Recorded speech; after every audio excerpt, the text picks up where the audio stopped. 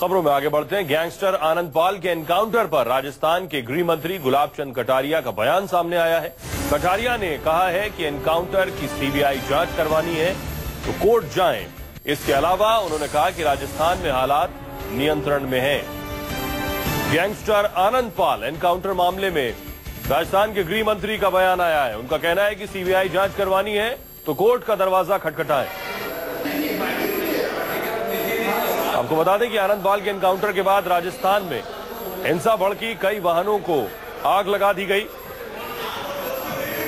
और आनंद पाल के एनकाउंटर की सीबीआई जांच की मांग भी उठी। उस पर गृह मंत्री का कहना है कि अगर सीबीआई जांच करवानी है तो अदालत का दरवाजा खटखटाएं। राजस्थान में हालात नियंत्रण में है। नागौर में हुंकार रैली के दौरान हिंसक झड़प हुई थी और इस झड़प में एक शख्स की मौत हुई थी और 20 घायल हो गए थे। राजस्थान के कुख्यात गैंगस्टर आनंद पाल सिंह के एनकाउंटर को लेकर पूरे राजस्थान में बवाल मचा हुआ है। गैंगस्टर को श्रद्धांजलि देने के लिए नागौर में बुलाई गई हुंकार रैली की भीड़ एनकाउंटर के बाद हिंसक हो गई और पुलिस पर हमला बोल दिया। समर्थकों की पुलिस से झड़प हुई, एक शख्स की मौत हुई और 20 लोग घायल हो गए, जिसमें कई पुलिसकर्मी भी शामिल हैं। 4 तस्वीरें हम आपको दिखा रहे हैं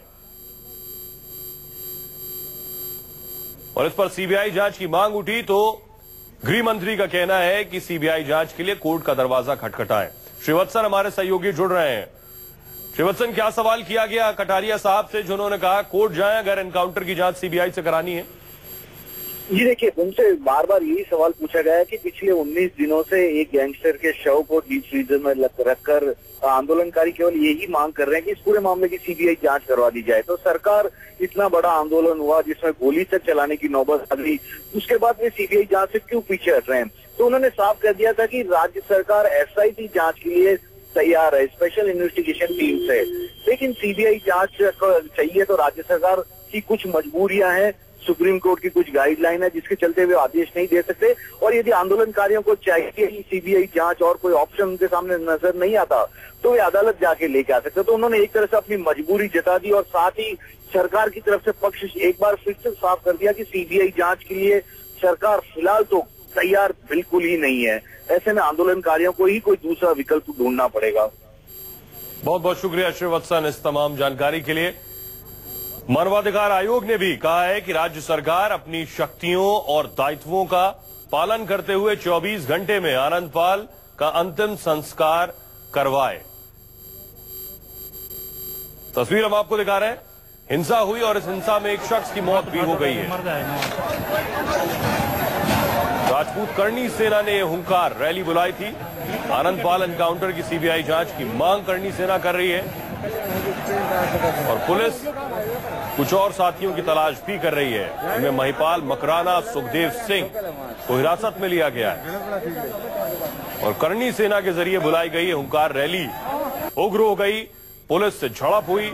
पुलिस ने रैली को में आए लोगों को तितर बितर करने के लिए गोली भी चलानी पड़ी, जिसमें एक शख्स की मौत हो गई। राज्य मानवाधिकार आयोग ने आनंद पाल का अंतिम संस्कार 24 घंटे के भीतर कराने के आदेश दिए हैं।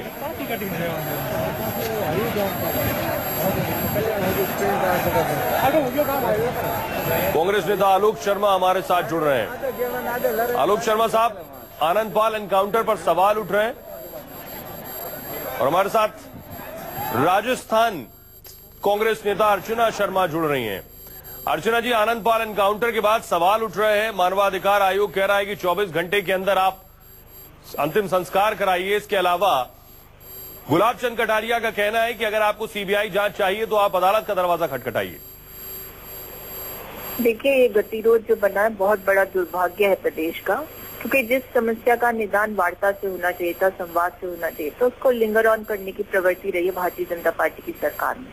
और जो कल स्थितियां बनी वो बहुत ही दुर्भाग्यपूर्ण है, क्योंकि प्रदर्शनकारियों और पुलिस के बीच में मुठभेड़ हुई और उसका नतीजा ये निकला कि दोनों तरफ से नुकसान पहुंचा है। हम तो यही अपील करते हैं कांग्रेस के बिहाफ पर कि कानून व्यवस्था बनी रहे, सरकार इसको सुनिश्चित करे और सरकार को इस गतिरोध को खत्म करने के लिए जो किया जा सकता है करना चाहिए।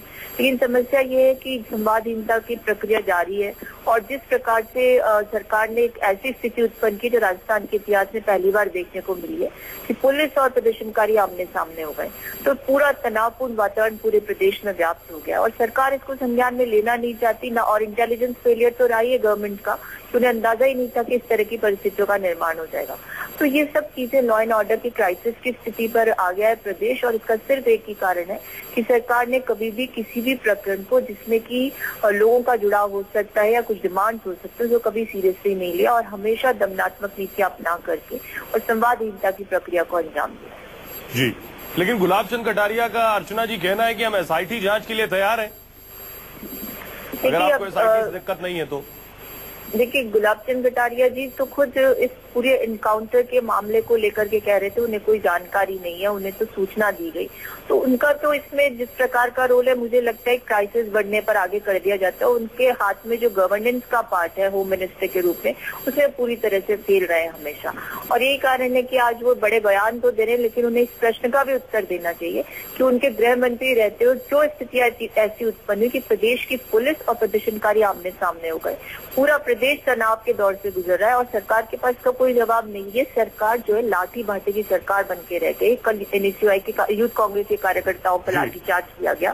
संवादहीनता ही सबसे बड़ा कारण है डेडलॉक का और डेडलॉक को अगर सरकार कायम नहीं, इसका समाधान नहीं निकाल पाती तो ये सरकार पूरी तरह से विफल सरकार मानी जाएगी। राजस्थान के इतिहास में इस सरकार की पूर्ववर्ती जो व्यवस्था थी वो भी काले अध्याय के रूप में जानी जाती है और ये दूसरा अध्याय जुड़ने जा रहा है।